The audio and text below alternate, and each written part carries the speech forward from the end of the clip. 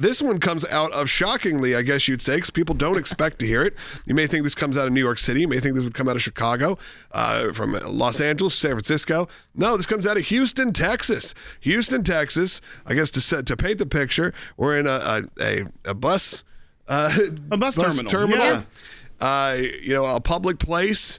There is a person preaching the gospel, handing out tracts, and then, of course, something goes wrong. That's right. This individual has been doing this for 2 years as well. This wasn't the first time they had been out doing this ministry. And it's not just street preaching, as you think of. There was also giving out bottled water, giving out food, encouraging people, praying with people. It was a ministry that this individual took on and did at a bus terminal, an outdoor, open-air bus terminal. It wasn't even inside some building that was unable to be reached without getting through security or something like that.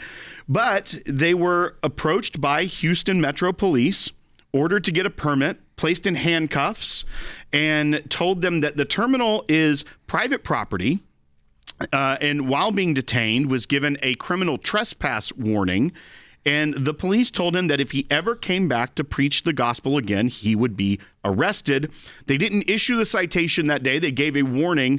But to this day, if he were to go back and continue this ministry, he would be threatened with arrest and criminal citation. So Cece, what happens in this situation? How do we get involved? Obviously, this is old school ACLJ. This is the work that we've been doing for 35 years.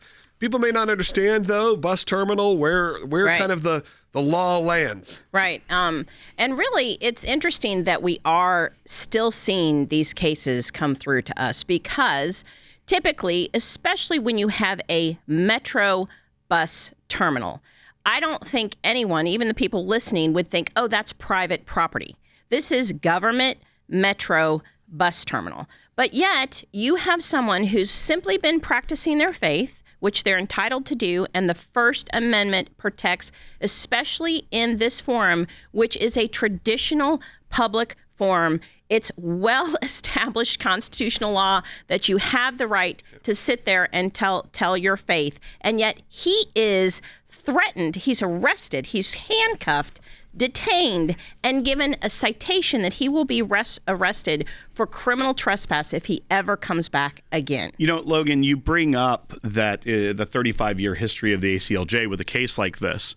The very first case that your dad, Jay Sekulow, argued at the Supreme Court was back in 1987, and it was titled The Board of Airport Commissioners of the City of Los Angeles versus Jews for Jesus. Why? Jews for Jesus were sharing the gospel, handing out information at the city of Los Angeles, at LAX, at the airport. Now, this was pre 9/11 times. You understand? Right. It wasn't There's a little bit of a different era. A lot has changed since the 80s. But yeah, this was a point where you'd walk through the airport, and it was very much like walking through the streets. Mall. Yeah. People would just go to the airport, and you'd obviously see a lot of different places. But what was the case? The case was they were told you cannot give out your gospel material. You cannot share the gospel at this airport. Obviously, as you mentioned, the context of what an airport was in the 80s is different. A lot more like an open air bus terminal in Houston now. And how did this case come down? 9-0 in favor of Jews for Jesus to continue that activity, that they had the First Amendment right, that Los Angeles could not adopt an ordinance that banned First Amendment activity. Yes. We're looking at a very similar situation here, which is one of the reasons why we have sent a letter to the commissioners of Houston Metro to say, look, we don't have to want to take you to court on this one because we've already won it all the way at the Supreme Court.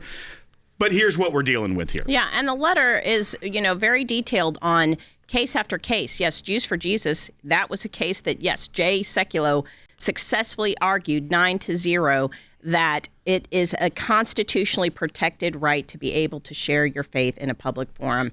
And so we point that out. We point that out over and over again because the Supreme Court has ruled over and over again about that right. And we have given them until December 10th. They need to retract their criminal trespass warning that they have against him, and they need to, in written confirmation, verify that they will allow him to continue to practice his First Amendment protected rights of sharing his faith at this public bus terminal. And so hopefully, again, he's been doing it for 2 years, so you hope that maybe somebody new came in and just really doesn't know what they're doing, and hopefully this will be resolved quickly. Yeah, sometimes it is actually people who are trying to do their job. They think, oh, this can't be allowed here. We're going to arrest this guy. Of course, we know that's wrong, but we don't assume that every police officer knows every bit of Supreme Court settled law. But in these moments, we have to make sure we're there. The team has to be there. They got to be active. Look, this is during the Christmas holiday. So right now, there's a whole team of attorneys that are working, and we're only a couple weeks from Christmas.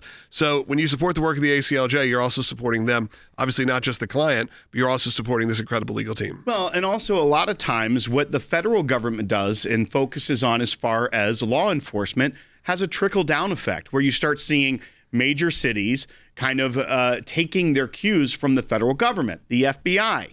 It ties back to what we're talking about with this discovery today, the arrest of the January 6th pipe bomber suspect, because the previous administration wasn't focused on that. They were focused on conservatives. They were focused on sending the FBI into churches.